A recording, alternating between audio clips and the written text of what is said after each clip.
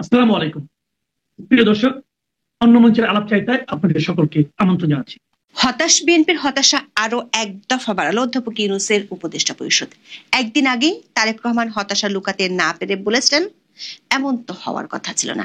সেদিনই আবার জামাত নেতা আব্দুল্লাহ তাহের বিএনপিকে আলোচনায় বসতে প্রস্তাব দিয়েছিলেন। অধ্যাপক ইউনূসের উপদেষ্টা পরিষদ বিএনপিকে কাঁটা গায়ে নুনের ছিটা দিতেই রুখে নিলেন জামাতের সেই প্রস্তাব। উপদেষ্টা পরিষদের জরুরি বৈঠক শেষে জানা গেল, রাজনীতির খেলার মাঠে অধ্যাপক আলী রিয়াজ যে গিট্টুটি লাগিয়ে দিয়েছেন সেটি ছোটাতে হবে রাজনৈতিক দলগুলোকে। এতদিন ঐক্যের নামে তামাশা খেলায় ম্যাচ রেফারি ছিলেন অধ্যাপক ইউনূস, আর খেলা চালাতো আরেক রেফারি আলী রিয়াজ। ঐক্যমত্য কমিশনের নামে ছিল বড় এক খেলার মাঠ। এবার বিএনপিকে সরকার জানিয়ে দিয়েছে, নতুন খেলায় না থাকবে মাঠ, না থাকবে রেফারি, যেমন খুশি তেমন সাজোর মতো খেলায় নিজেদেরকে ঐক্যে পৌঁছাতে হবে। চোখে সর্ষে ফুল দেখতে পাওয়া বিএনপি আপাতত দিশেহারা। দিশা ঠিক করতে জরুরি তলবে লন্ডনে পাড়ি দিয়েছেন দলটির নেতা সালাউদ্দিন আহমেদ। ঘরের হতাশা যাতে মাঠে ছড়িয়ে না পড়ে সেজন্য দিয়েছে দাবার দুর্বল চাল। আকস্মিকভাবে 237 আসনে প্রার্থী ঘোষণা করেছে বিএনপি, যেখানে নির্বাচন নিয়ে কাটছে না অনিশ্চয়তা, তৃণমূলে বাড়ছে দলীয় সংঘাত, সম্ভাব্য জোট শরিকদের আসন ছাড় নিয়ে বিভিন্ন জায়গায় চলছে রক্তারক্তি। সেখানে দলীয় প্রার্থী ঘোষণায় এই কৌশল বিএনপিকে রাজনীতির মাঠে বাড়তি কোনো সুবিধা দেবে নাকি তফসিল ঘোষণার অনেক আগেই প্রার্থী ঘোষণার সুযোগ পাবে প্রতিপক্ষ। সূত্রগুলো বলছে, বিএনপির নাকের জল চোখের জল এক করার মিশনে নেমেছে সরকারি একটি পক্ষ ও জামাত ইসলামী। সেই কৌশলের বিস্তারিত জানতে চলুন যাওয়া যাক বিশ্লেষণ। 6 মাসে বহু নাটকের পর জুলাই সনদ নিয়ে জামাত এবং এনসিপির রেসিপি মেনেই বাস্তবায়নের সুপারিশ দেয় ঐকমত্য কমিশন। 28 অক্টোবর এই সুপারিশ জমা পড়ার পরে বেজে ওঠে নতুন রাজনৈতিক দামামা। দেখা যায় বিএনপি সহ সব দলের আপত্তির অংশ পুরোপুরি উধাও করে দিয়ে নিজের হাসজোড়ো সংবিধান গণভোটে পাঠানোর সুপারিশ করেছেন আলী রিয়াজ। সেই সঙ্গে কিংস পার্টিকে সামনে রেখে অধ্যাপক ইউনূসের মাধ্যমে কথিত সাংবিধানিক আদেশ জারির প্রস্তাব করা হয়। জামাতকে তুষ্ট রাখতে জাতীয় নির্বাচনের আগে গণভোটের অপশনও রাখা হয়েছে। ঐক্যমত্য কমিশনের এই সুপারিশে মাথায় আকাশ ভেঙে বিএনপি এখন দিশেহারা। যে দলের মহাসচিব সনদ পর কুর্নিশ ঠুকেছিলেন অধ্যাপক ইউনূসকে, তিনিই তোলেন প্রতারণা করার অভিযোগ। এমনকি দলের ভারপ্রাপ্ত চেয়ারম্যান তারেক রহমানের কণ্ঠেও শোনা গেছে স্পষ্ট হতাশা। কোনো ধরনের রাগঢাক না রেখেই তারেক রহমান বলেন, যথাসময়ে কি নির্বাচন হবে, এমন তো হবার কথা ছিল না। বিএনপি নির্ভরযোগ্য কয়েকটি সূত্র থেকে জানা গেছে, ফেব্রুয়ারিতে ভোট না হওয়ার বিষয়ে এখন দলটির নীতি নির্ধারকরা মোটামুটি নিশ্চিত। এই অবস্থায় করণীয় কি হতে পারে তা ঠিক করতে জরুরি তলবে লন্ডনে উড়ে গেছেন স্থায়ী কমিটির সদস্য সালাউদ্দিন আহমেদ। বিএনপি যখন দিশেহারা তখন পোয়াবারও অবস্থানে আছে জামাত। দলের নেতারা সংকটের সব দায়ে চাপাচ্ছেন বিএনপির উপর। শুধু জামাতই নয়, শিবিরের নেতৃত্বাধীন ডাকসু নেতারাও কথা বলতে শুরু করেছেন। পরিস্থিতির ঘনঘটায় নাকাল বিএনপির সামনে নতুন বজ্রপাত হিসেবে এসেছে অন্তর্বর্তী সরকারের ঘোষণা। মিত্র রাজনৈতিক দলগুলোকে এবার নামানো হচ্ছে গ্লাডিয়েটর ভূমিকায়। 15 মাস ধরে মল্লযুদ্ধের সব আয়োজন শেষ করে ঘোষণা করা হয়েছে 7 দিনের সময়সীমা। বলা হচ্ছে, সংকট সমাধানের কোনো দায় নেবে না, 1 সপ্তাহের মধ্যে দলগুলোকে নিজেদের উদ্যোগে সমঝোতায় আসতে হবে। এর মধ্যে তারা ঐক্যবদ্ধ সিদ্ধান্ত দিতে না পারলে সরকার নিজের মতো করে সিদ্ধান্ত নেবে। উদ্ভূত পরিস্থিতি নিয়ে সবাইকে ঘটা করে জানিয়ে 3রা নভেম্বর জরুরি সভা করে উপদেষ্টা পরিষদ। বিষয়টি নিয়ে ছড়িয়ে পড়ে ব্যাপক গুঞ্জন। সোশ্যাল মিডিয়ায় কেউ কেউ দাবি করেন, নির্বাচনের নির্দিষ্ট তারিখ এবং জুলাই সনদ নিয়ে প্রধান উপদেষ্টার ঘোষণা আসতে যাচ্ছে। তবে সব গুঞ্জন যমুনার জলে ভাসিয়ে গ্লাডিয়েটরের মল্লযুদ্ধের সূচি ঘোষণা করেন উপদেষ্টা আসিফ নজরুল। দর্শক, উপদেষ্টা পরিষদের একটি সূত্র বলছে, সরকার এখনো চূড়ান্ত হুইসেল বাজাতে চায় না, তারা আরো বেশ কিছুদিন খেলাতে চায় বিএনপিকে। এর আগে বলটা কখনো বিএনপির কোর্টে, কখনো জামাত ইসলামের কিংবা কখনো এনসিপির কোর্টে ঠেলে দিত। সেই খেলার মাঠ ছিল জাতীয় ঐক্যমত্য কমিশন নামে অধ্যাপক ইউনূসের নেতৃত্বে অদ্ভুত এক কমিশন, যার কাজ ছিল যত ধরনের অনৈক্য তৈরি করা যায় সে চেষ্টা করা। এবার আর সরকার খেলার মাঠ রাখেনি, কারণ খেলার মাঠের অবস্থা একেবারে সঙ্গীন করে দিয়ে মার্কিন অধ্যাপক আলী রিয়াজ সরে গেছেন। জনশ্রুতি আছে তিনি ফিরে গেছেন নিজের নিরাপদ স্থল যুক্তরাষ্ট্রে। প্রশ্ন হলো, মাঠ ছাড়া খেলার অর্থটা তাহলে কি? ডক্টর আসিফ নজরুল বলছেন, দীর্ঘদিনের মিত্র রাজনৈতিক দলগুলোকে নিজেদের মধ্যে আলোচনা করে আগামী 1 সপ্তাহের মধ্যে ঐক্যবদ্ধ প্রস্তাব দিতে আহ্বান জানানো হয়েছে। প্রশ্ন ছিল, সে আলোচনায় কি সরকারের কোনো ভূমিকা থাকবে? আসিফ নজরুলের উত্তর ছিল না, এবার আর সরকার কোনো ভূমিকা রাখবে না, বরং দর্শক হয়ে মজা দেখবে রাজনৈতিক দলগুলো কি করছে। তবে রাজনৈতিক দলগুলো যদি কোনো একক প্রস্তাবে ঐক্যমত্যে পৌঁছাতে না পারে, তাহলে গণভোটের বিষয়ে সরকারই চূড়ান্ত সিদ্ধান্ত নেবে। অর্থাৎ পিলো পাসের খেলা এবার রাজনৈতিক দলের দিকে বালিশ ঠেলে দিল অধ্যাপক ইউনূসের সরকার। সেই বালিশটি আদৌ অক্ষত অবস্থায় সরকারের কাছে আবার ফিরে আসার সম্ভাবনা খুবই কম, কারণ এরই মধ্যে নাম সর্বস্ব দলগুলো খেলার মাঠের বাইরে বিতাড়িত হয়েছে, আর মাঠে যারা আছে তাদের সরকারের দিকে ফিরে তাকানোর ফুরসত নেই। নিজেরাই একে অন্যকে ধরাশয়ী করতে মরিয়া। এর মধ্যে আবার বিএনপির বিরুদ্ধে একজোট জামাত এবং অধ্যাপক ইউনূসের কৃপাধন্য কিংস পার্টি এনসিপি। দর্শক, গত 6 মাস ধরে জাতীয় ঐক্যমত্য কমিশনের নামে অধ্যাপক আলী রিয়াজের বাহিনী এই ঐক্য প্রতিষ্ঠার চেষ্টা করে আসছিলেন। নিজেদের পছন্দসই দল নিয়ে রাষ্ট্রের বিপুল পরিমাণ অর্থ খরচ করে অনেকের গিট্টুটা ভালোভাবে বাদিয়ে দিয়ে ঐক্যমত্য কমিশন বিচার মানে তালগাছ জামার টাইপের একটি সুপারিশ জমা দেয়। সেই সুপারিশের প্রস্তাবগুলো নিয়ে যত বিপত্তি। এখন সরকার বলছে সরকারের বেঁধে দেওয়া গিট্টুর প্যাচগুলো খুলতে হবে রাজনৈতিক দলগুলোকেই। তার জন্য নিজেদের উদ্যোগে নিজেদের আলোচনা করে সমাধানে পৌঁছাতে হবে। হঠাৎ করে রাজনৈতিক দলগুলোর মধ্যকার এই যে আলোচনার মাধ্যমে সমাধানের কথা, সেই ধারণা উপদেষ্টা পরিষদ পেল কোথায়? 2 নভেম্বর জামায়াত ইসলামের কেন্দ্রীয় নায়েবে আমির সৈয়দ আব্দুল্লাহ মোহাম্মদ তাহের রাজধানীর এক অনুষ্ঠানে দেশের পরিস্থিতি নিয়ে খোলামেলা কথা বলতে বিএনপিকে আলোচনায় বসার আহ্বান জানিয়েছিলেন। তার কয়েক ঘন্টা পর অধ্যাপক ইউনূসের উপদেষ্টা পরিষদ জামাত ইসলামী সুরে কথা বললেন। সেটি অবশ্য আসিফ নজরুল সংবাদ সম্মেলনে স্বীকার করেছেন। বলেছেন, একটি রাজনৈতিক দল একদিন আগেই এমন প্রস্তাব দিয়েছে। প্রশ্ন হলো, একটি রাজনৈতিক দলের অনানুষ্ঠানিক প্রস্তাব মেনে সরকার যদি শর্ত চাপিয়ে দেয়, তাহলে এতদিন জাতীয় ঐক্যের নামে তামাশা কেন করলো? আবার সরকারকে এমন প্রস্তাব দেওয়ার জন্য ধন্যবাদ দিতেও দেরি করেননি জামাত নেতা আব্দুল্লাহ তাহের।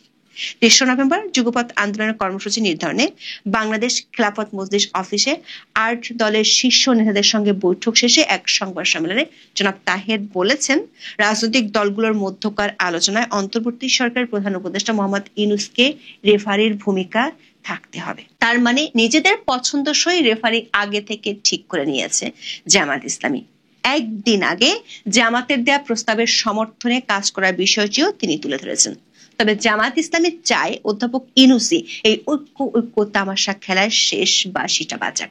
সূত্রগুলো বলছে, রাজনীতির খেলার মাঠে বিএনপির অবস্থা এখন দুগ্ধপুষ্য শিশুর মতো হয়ে গেছে। এনসিপির পক্ষ থেকে এরই মধ্যে বেশ কয়েকবার জানিয়ে দেওয়া হয়েছে তারা অধ্যাপক ইউনূসের কথিত সাংবিধানিক আদেশ চায়। সেই সঙ্গে জুলাই সনদের নামে আলী রিয়াজের হারচারু সংবিধানই তাদের একমাত্র আস্থা। এনসিপি নেতা হাসনাত আব্দুল্লাহ 2 নভেম্বর বরিশালে এক অনুষ্ঠানে বলেন, জুলাই সনদের বাস্তবায়নের প্রক্রিয়ার অংশ হিসেবে গণভোটের আদেশ জারি করতেই হবে। অবশ্যই সেটি ডক্টর ইউনূসকে করতে হবে। অন্যদিকে ফেব্রুয়ারির আগে গণভোটের বিষয়ে এক চুলো ছাড় দিতে রাজি নয় জামাত। বিএনপিকে সব ধরনের চাপে রাখতে চায় দলটি। গণভোট কখন হবে, কিভাবে জুলাই সনদ বাস্তবায়িত হবে, পিআর পদ্ধতি নিয়ে বিএনপি যতগুলো সিদ্ধান্ত নিয়েছে সবগুলোতে তাদেরকে রাজনৈতিকভাবে পরাজিত করতে চায় জামাত ইসলামী। দলটির সিনিয়র নেতারা মনে করেন এটি করা গেলে ভোটের আগে বিএনপিকে নৈতিকভাবে পরাজিত করা যাবে। এতদিন যে ভোট হতে দেরি হলো, দেশে যে রাজনৈতিক অস্থিরতা ছিল তার জন্য সরাসরি বিএনপিকে দায়ী করা যাবে। মানে জামায়াত ইসলামী নির্বাচনের আগে প্রমাণ করতে চায় বিএনপি সংস্কার চায়নি, তারা শুধু ক্ষমতায় যেতে চেয়েছে। জামাতের একাধিক সূত্র বলছে, বিএনপি যে কোনো মূল্যে সব ধরনের ছাড় দিয়ে নির্বাচন চায়, কিন্তু ভোটের আগে জামাত ইসলামী এমন পরিস্থিতি তৈরি করতে চায় যাতে সব ধরনের অচল অবস্থার জন্য বিএনপিকে দায়ী করা যায়। সেলোকে জামাত পাশে পাচ্ছে সমমনা ইসলামী দলগুলোকে। সংখ্যানুপাতিক পদ্ধতিতে সংসদ নির্বাচন সহ 5 দাবিতে যুগপৎ আন্দোলনে থাকা জামাত ইসলামী সহ 8টি ইসলামী দল 6 নভেম্বর অন্তর্বর্তী সরকার প্রধান উপদেষ্টা অধ্যাপক মোহাম্মদ ইউনূসের কাছে স্মারকলিপি দিবে। দর্শক, এই 5 দফার দাবি পূরণ করে নির্বাচন হতে হলে 2026 কেন 2028 সালের ফেব্রুয়ারিতেও নির্বাচন হবে কিনা তা নিয়ে আকাশ সমান সন্দেহ আছে। বিএনপি ও এনসিপি সূত্রে জানা গেছে, পর্দার আড়ালে বিএনপির সাথে সরকারের কিংস পার্টি এনসিপির আসন ভাগাভাগি প্রায় চূড়ান্ত হয়ে গেছে। কয়দিন আগে এনসিপি নেতাদের জুলাই সনদ নিয়ে গলার সুর ছিল বেশ চড়া। বিএনপিকে নিয়ে ছেলে খেলা মন্তব্যে দলটির নেতাদের কে কাকে ছাড়িয়ে যাবে তা নিয়ে ছিল প্রতিযোগিতা। তবে পর্দার আড়ালের সমঝোতার কারণে সে সুর পাল্টে যেতে শুরু করেছে। এখন তারা দোষ দিচ্ছে সরকারের ভিতরে একটি পক্ষকে। এনসিপির সদস্য সচিব আক্তার হোসেন সংবাদ সম্মেলনে বলেছেন, ওই পক্ষটি ঐক্যমত্য কমিশনের সুপারিশের বাইরে গিয়ে নিজেরাই ঐক্যমত্য কমিশন হওয়ার চেষ্টা করছে। এই চেষ্টার কারণে নির্বাচন ঝুঁকিতে পড়বে। জনাব আক্তারের দাবি, যখন সরকারের তরফ থেকে সংবাদ সম্মেলন করে আরো এক সপ্তাহ রাজনৈতিক দলগুলোকে আলাপ আলোচনার কথা বলা হয়, তখন মনে হয় যে সরকার আসলে এই সংস্কারের বিষয়গুলো নিয়ে সাপ লুডু খেলছে। তিনি বলেন, আমরা 96-তে পৌঁছে গিয়েছিলাম, সেটাকে আবার টিনের ঘরে নিয়ে আসা হয়েছে সাপ কেটে। এই অবস্থায় বাংলাদেশের বর্তমান যে রাজনৈতিক পরিস্থিতি, তাতে সংকট আরো ঘনীভূত হচ্ছে বলে মনে করে এনসিপি। দর্শক, বিএনপিকে এখন ঘিরে ধরেছে চতুর্মুখী সংকট। নির্বাচন নিয়ে তৈরি হয়েছে বড় ধরনের শঙ্কা। তবে এরই মধ্যে দাবার ছকের দুর্বল চাল দিয়ে বাজিমাত করার স্বপ্ন দেখছে দলের কেউ কেউ। জরুরি সলা পরামর্শ করতে সালাউদ্দিন আহমেদ যখন লন্ডনে, ঠিক তখন ঢাকা থেকে 237 আসনে দলের প্রার্থী ঘোষণা করেছেন বিএনপির মহাসচিব মির্জা ফখরুল ইসলাম আলমগীর। সংসদে 300 আসনের মধ্যে 63টি আসন ফাঁকা রেখেছে বিএনপি। ধারণা করা যায় এসব আসনের সম্ভাব্য জোট সঙ্গীদের ছাড় দেয়া হতে পারে। তবে ছাড় দেয়া আসনের কোনোটিতেই সম্ভাব্য জোট সঙ্গী দলের প্রার্থীরা সুবিধা পাবেন এমন সম্ভাবনা নেই। যেমন ব্রাহ্মণবাড়িয়ার 6 আসনটি ফাঁকা রাখা হয়েছে। এখানে মনোনয়ন পেতে আগ্রহী গণসংহতি আন্দোলনের জুনায়েদ সাকি। তবে ইতিমধ্যে তার বিরুদ্ধে বিক্ষোভ করেছেন স্থানীয় বিএনপি নেতাকর্মীরা। আবার পটুয়াখালীর 3 আসনটি চান গণ অধিকার পরিষদের নুরুল হক নূর। সেখানে রয়েছে বিএনপি শক্তিশালী একাধিক মনোনয়ন প্রত্যাশী। কয়েক মাস আগে নিজ এলাকায় বিএনপি নেতা কর্মীদের হাতে অবরুদ্ধ হতে হয় নূরকে। এরই মধ্যে মাদারীপুর, চট্টগ্রাম সহ বেশ কয়েক জায়গায় বিএনপির বিক্ষুব্ধ নেতা ও সমর্থকেরা সহিংসতায় নেমে পড়েছে। যে আশঙ্কা করা হচ্ছিল সে বিপদে পড়তে শুরু করেছে দলটি। শুধু জোট সঙ্গীদের জন্য আসন ছাড় নয়, বিভিন্ন এলাকায় আগাম প্রার্থী ঘোষণার ফলেও বিপদে পড়তে পারে বিএনপি।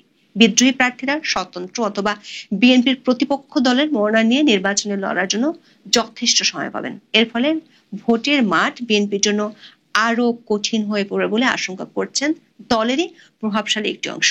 এই অংশটি মনে করছে একের পর এক ভুল রাজনৈতিক সিদ্ধান্তে প্রতিপক্ষের সহজ শিকার পরিণত হচ্ছে বিএনপি। দর্শক, বিএনপি নির্বাচনের স্বপ্ন ধূসর করে দেওয়ার মূল কারিগররা একের পর এক দৃশ্যপট থেকে উধাও হয়ে যাচ্ছে। অধ্যাপক আলী রিয়াজ যুক্তরাষ্ট্রে পাড়ি জমিয়েছেন বলে গুঞ্জন ছড়িয়েছে ফেসবুকে। অন্যদিকে ঐক্যমত্য কমিশনের আরেক প্রভাবশালী সদস্য বদিউল আলম মজুমদার গাইছেন নিজেদের সাফাই। বলেছেন, ঐক্যমত্য কমিশন জনগণের সঙ্গে বা রাজনৈতিক দলের সঙ্গে কোনো প্রতারণা করেনি, একদিন সত্য বের হয়ে আসবে।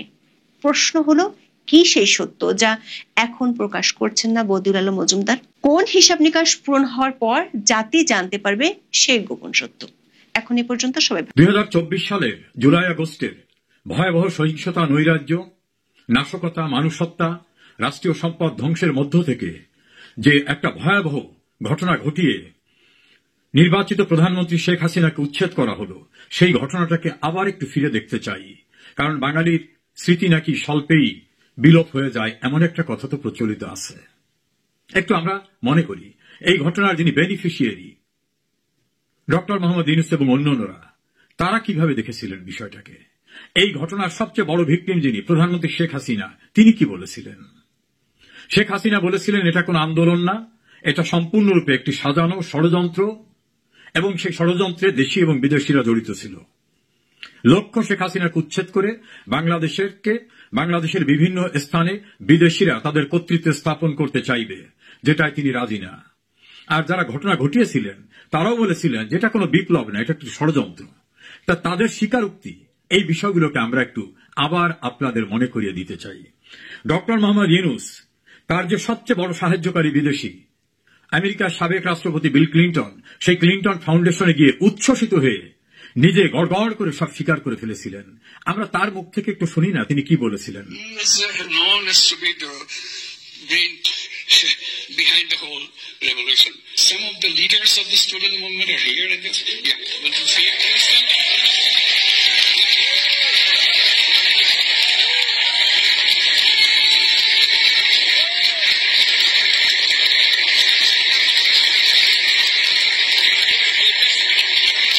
They just look like recognize, but when you see them in action, when you hear them speak, you'll be shaking. They shook the whole country by their speeches, by their dedication, their commitment. They said, you can kill us anytime you want, but we are not giving up. And he is known as to be the brain behind the whole revolution. So he denies it repeatedly. He did not do me, many others. But that's how he is recognized as the brain behind the whole thing. It's amazing, meticulously designed thing. It's not just suddenly came, it's not like that. Very well designed. Even the leadership pattern, people don't know who the leader is. So you can't... এখানে doctor Yunus বললেন যেটা suddenly কিছু হয় নাই, অর্থাৎ হঠাৎ করে কিছু ঘটায় নাই। এটা হোল ম্যাটারটা ছিল মেটিকুলাসলি ডিজাইনড, অর্থাৎ সুপরিকল্পিতভাবে ঘটানো হয়েছিল। এবং তিনি বাংলাদেশের বর্তমান সরকারের তথ্য সম্প্রচার উপদেষ্টা মাহফুজ আলমকে পরিচয় করে দিলেন সমস্ত ঘটনার তিনি ছিলেন মাস্টার মাইন্ড। হঠাৎ করে কিছু হয় নাই, দীর্ঘ সুপরিকল্পনা এবং ডিজাইনের মধ্য থেকে এটা করা হয়েছে। অর্থাৎ তিনি নিজে স্বীকার করলেন যেটা নাথিং ওয়াজ হ্যাপেন্ড সাডেনলি, একটা মেটিকুলাস ডিজাইনে সবকিছু করা হয়েছে। তাহলে শেখ হাসিনা যেটা বলতেন যেটা সুপরিকল্পিত ষড়যন্ত্র, দীর্ঘদিনের পরিকল্পিত ষড়যন্ত্র, সেটা ইউনূস স্বীকার করলেন। এখন যে মেটিকুলাস ডিজাইনের যিনি মাস্টার মাইন্ড, এই মাস্টার মাইন্ড যিনি জনাব মাহফুজ আলম, তিনি কি বলছেন, তিনি এই বিষয়টাকে যেভাবে দেখেছেন সেটাকে আমাদের আবার একটু মনে করিয়ে দেখা দরকার। তিনি এটাকে যেটা বলেছেন সেটা অত্যন্ত গুরুত্বপূর্ণ।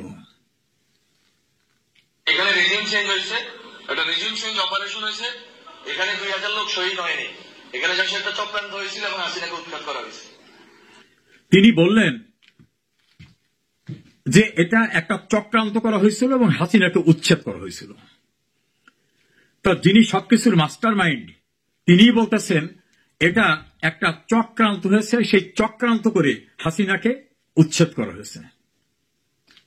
তাহলে ডক্টর ইউনূস যেটা বললেন যে মেটিকুলাস ডিজাইন করে পরিকল্পিতভাবে করা হয়েছে, তার মাস্টার মাইন্ড বললেন যে এটা একটা চক্রান্ত করে রেজিম চেঞ্জ হয়েছে, হাসিনাকে উচ্ছেদ করা হয়েছে। আর শেখ হাসিনা বলছেন যেটা কোনো বিপ্লব আন্দোলন না, এটা পরিকল্পিতভাবে দেশি বিদেশি ষড়যন্ত্রের মধ্য থেকে উচ্ছেদ করা হয়েছে। তাহলে শেখ হাসিনার কথাটা যারা ঘটনা ঘটিয়েছেন তারাই তো স্বীকার করলেন, এটাকে বলে স্বীকারোক্তি। এখন এখানে যে ডক্টর ইউনূস সবকিছু করেছিলেন এবং তিনি যে এখানে বড় ধরনের একটা ফান্ড বিনিয়োগ করেছিলেন, সেটা জামাতের একজন বিখ্যাত নেতা, যিনি জামাতের সর্ব ইউরোপে তাদের মুখপত্র, তিনি বিভিন্ন সময় এই কথাগুলিকে বিভিন্ন সময় বলেছেন। তিনি ইউকের একটা টেলিভিশনে ইন্টারভিউ দিয়ে তিনি বলেছেন যে এটা ছিল একটা বড় ধরনের ইনভেস্টের মধ্য থেকে করা। আর মানে অর্থাৎ তিনি যেটা বলছেন যে এই ইনভেস্টমেন্টের গুরুত্বপূর্ণ এক ব্যক্তি ছিলেন, সেই গুরুত্বপূর্ণ ব্যক্তি ডক্টর মোহাম্মদ ইউনূস। তিনি কিভাবে গুরুত্বপূর্ণ, তিনি এখানে বড় ধরনের ইনভেস্টমেন্ট করেছেন। কিভাবে ইনভেস্টমেন্ট, যে বিদেশি ফার্ম নিয়োগ করা হয়েছে, সেই বিদেশি ফার্মকে অর্থাৎ লবিস্ট ফার্মকে টাকা দিয়ে ম্যানেজ করার যে কাজটি সেটা ডক্টর মোহাম্মদ ইউনূস করেছেন। ফলে ডক্টর মোহাম্মদ ইউনূসকে উড়িয়ে দেওয়া যাবে না। এই উচ্ছেদে অর্থাৎ এই যে ষড়যন্ত্রে ইউনূসের গুরুত্বপূর্ণ ভূমিকা ছিল, এটা জনাব আবু বক্কর মোল্লা জামাতের নেতা, তিনি কি বলেছেন, এটা একটু গুরুত্বপূর্ণ বিষয়, এটা আপনাদের একটু শোনাতে চাই। ইউনূস সাহেবের কিন্তু এই আন্দোলনে অনেকেই জানেন না, ওনার কিন্তু একটি বড় ভূমিকা ছিল। উনি, আমি ওনার কথা বলছি, উনি একটি লবিং ফার্ম হায়ার করেছিলেন। ওই লবিং ফার্মের সাথে আমরাও কাজ করতাম, অর্থাৎ ওই লবিং ফার্মকে আমরাও ব্যবহার করেছি। ওনার টাকা খরচ করে, ওনার প্রতিষ্ঠানের টাকা খরচ করে শেখ হাসিনার বিরুদ্ধে উনি টাকা খরচ করে বিদেশের মাটিতে নট অনলি উনি পার্সোনালি কাজ করেছেন, উনি লবিং ফার্ম হায়ার করে কাজ করেছেন। যে কয়েকটা গোষ্ঠী আওয়ামী লীগ সরকারের ফেসিলিটির বিরুদ্ধে আন্তর্জাতিক বিশ্বে কাজ করেছে, জামাত এবং ডক্টর ইউনূস হচ্ছে তারা দুইটা স্টেক হোল্ডার্স। সুতরাং ডক্টর ইউনূস এই যে কাজগুলো করেছেন, আমি কিন্তু সেখানে টার্মস দেখেছি, তারা কোন টার্মসের ভিত্তিতে এগ্রিমেন্টটা করেছে। তো বিদেশি লবিং ফার্ম তো অনেক টাকা চার্জ করে, তো সেখানে রিটার্ন এগ্রিমেন্ট হয়। ইউনূস সাহেবের কিন্তু এই আন্দোলনে অনেক। প্রিয় দর্শক শ্রোতা, আপনারা শুনলেন জনাব আবু বক্কর মোল্লা, তিনি জামাতের গুরুত্বপূর্ণ নেতা, তিনি ইউরোপে তাদের মুখপাত্র, তিনি বলছেন যে ইউনুস যে লবিস্ট ফার্ম নিয়োগ করেছিল, সেই লবিস্ট ফার্মের সঙ্গে লিখিত চুক্তি হয়েছিল যে কিভাবে তারা কাজ করবে, এবং সেই লবিস্ট ফার্মে ইউনুস টাকা দিয়েছিলেন। পরিষ্কার হলো, এভাবেই শেখ হাসিনাকে উচ্ছেদ করা হয়েছিল, বিষয়টি ভুলে যাবেন না।